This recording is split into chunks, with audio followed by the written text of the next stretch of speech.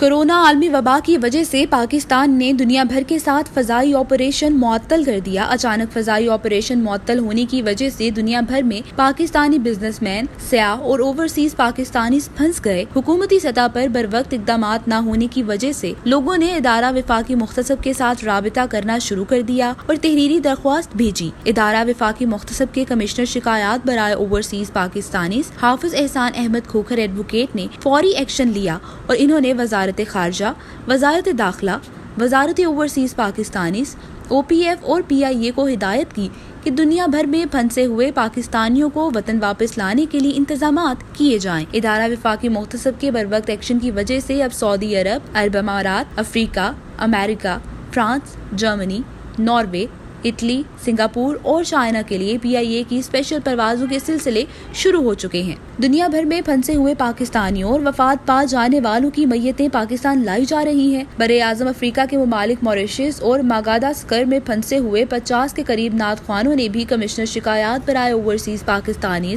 حافظ احسان احمد کھوکھر ایڈوکیٹ سے مدد کے لیے اپیل کی ہے اور تحریری درخواست بھیجی ہے۔ حافظ احسان احمد کھوکھر ایڈوکیٹ نے تمام متعلقہ اداروں کو ہدایت کی ہے کہ ماریشس، ماگاداسکر میں پھنسے ہوئے پاکستانیوں کی مدد کی جائے اور ان کی پاکستان واپسی کے عمل کو یقینی بنایا جائے۔ پی او ایف یورپ کے صدر چودھری اعجاز پیارا نے ادارہ وفاقی مختصب کے کمشنر شکایات برائے اوورسیز پاکستانی حافظ احسان احمد کھوکھر کو کورونا عالمی وبا بحران کے موقع پر پوری دنیا میں پھنسے ہوئے پاکستانیوں کی مدد کرنے پر خراج تحسین پیش کیا ہے۔